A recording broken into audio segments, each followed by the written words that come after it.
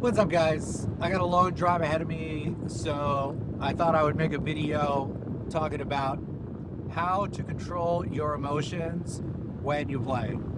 So apologies in advance for the audio, but this is where we're at.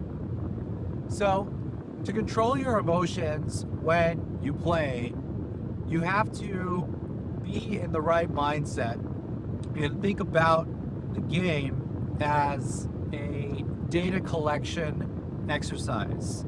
Now, what do I mean when I say a data collection exercise? Imagine that you are a scientist and you're out in the wilderness. Let's say you're in the jungle and you're observing the behavior of what lives in the jungle? Monkeys? Monkeys live in the jungle. If you're observing the monkeys in the jungle, do you, as a scientist, get attached to the behavior of the monkeys? For example, if the monkeys start throwing poo at each other, do you engage with the monkeys? No. You're just there to observe. You have your scientific journal and you're sitting there and you're making the observations about the monkeys' behavior. If the monkeys are flinging poo, you just write down in your journal, today at 11:55 a.m., the monkeys began to throw poo at each other. You, the scientist, are not really concerned with the inner workings of the monkeys' behaviors towards each other because you are just there to observe. Now, do you try to figure out, well, what was it that drove the monkeys to throw the poo? Yes, perhaps, maybe, if that's part of the experiment, writing down your thoughts about why it was that the monkeys were throwing the poo, perhaps. But do you get upset that maybe there was some sort of injustice? Like the monkey that had the poo thrown at him, did he deserve it? Not really. You don't really think too much about whether or not the monkey deserved the poo thrown at him. You just observe that the other monkeys threw the poo. That's it. And so when you're playing, you need to become that observing scientist, at least in the first round, because John Choi said it best. The first round is just data. And you can extrapolate that even to the first game. You need to put yourself in that mindset that the first round or the first game is just collecting data. Because you're just a scientist observing the monkeys throwing poo in the jungle, you're not really going to get too attached. You just write down your observations. So after that first round or the first game, you should have this list, a mental list of the observations that you made about the opponent in the first round or the first game. Now, what are some of those observations? Oh, maybe the opponent likes to jump a lot. Maybe the opponent seems to have a very rush-down heavy style. So you make these observations and then you spend the second round or the second game testing the observations, right? So if you know in the first round that when you got the first knockdown, let's say you went to attack the opponent on their wake up after you score that first knockdown, the first round, maybe they did a wake up EXTV. So then you have to test those assumptions.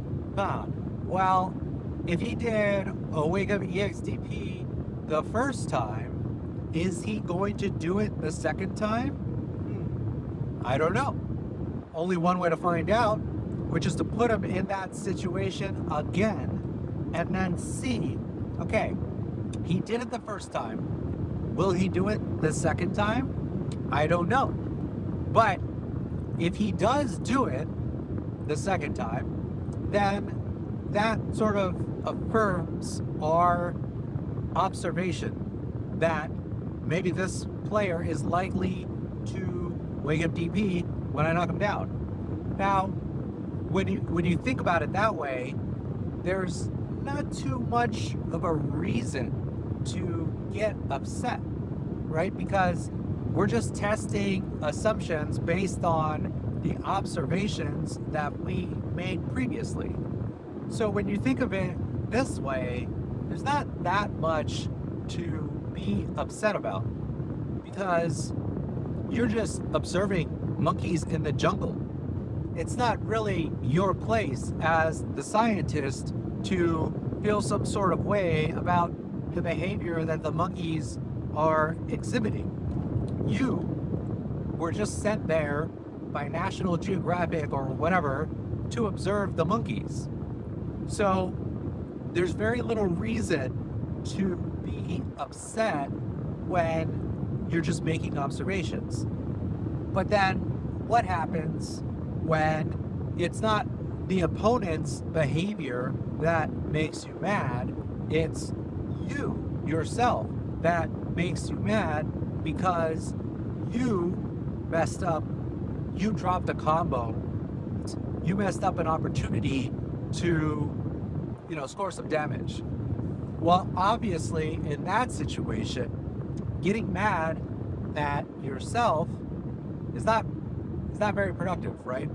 Because it's kind of like what's that saying about revenge? Like, revenge is like poison that you drink yourself, right?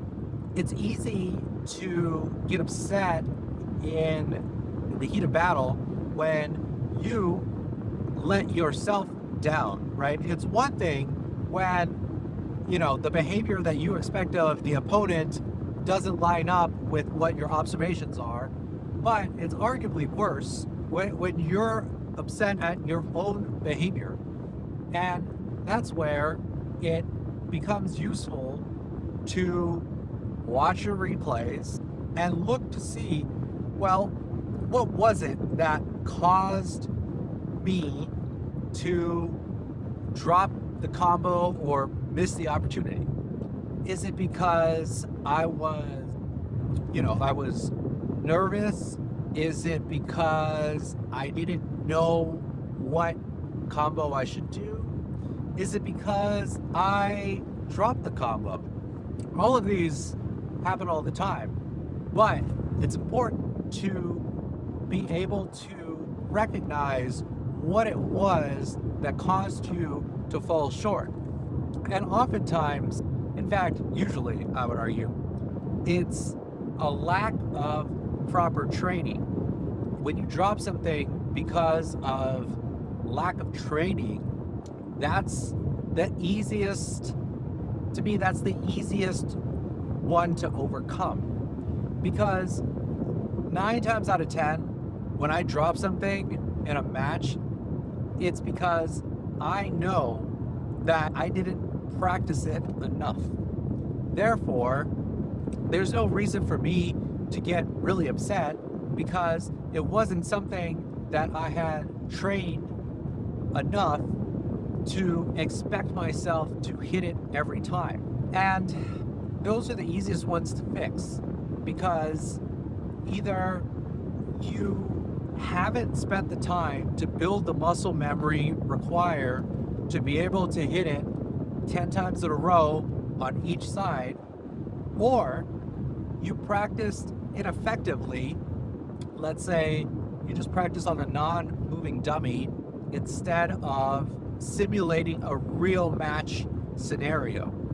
Now, what's the difference, right? When you practice on the non-moving dummy, unless you're doing a combo video or you're just learning the combo for the first time and you're building that muscle memory up from zero, it's not really practical.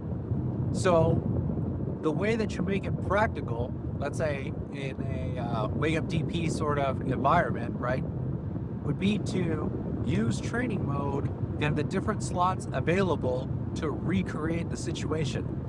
For example, in a wake up situation, you have a handful of options, right? The opponent could wake up DP, they could wake up throw, they could essentially do nothing and block low, or maybe they wake up, crouching light punch instead, right? Those are like, let's say, the 4 basic options. If you wanted to add a fifth, maybe the fifth one is like jumping forward or holding up or something. Either way, when you set up these recording slots, then the game will basically randomly pick which one it's going to do, and you get practice reacting to what happens in each situation. So you don't know, is it going to wake up DP this time? Is it going to wake up hit a button? Is it going to wake up do nothing? You don't know. So by training this way, you get more, this is closer to real match experience than just practicing against the dummy that's not moving and not doing anything that simulates the behavior of a real opponent. So because you know this, you know whether or not you trained this way or not. So if you know that you didn't train, then there's no reason to be upset. You could be disappointed, you could be mildly irritated, but ultimately you know that it's not some sort of external factor that caused you to drop the combo. It's you and your lack of training, because ultimately we do not rise to the level of the situation, we fall to our level of training. All right, so I hope that was helpful. If you're trying to get the edge on your Street Fighter 6 competition, I encourage you to check out my book, Street Fighter 6 Crash Course. It's available now, link in the description. Thanks for watching. See you later.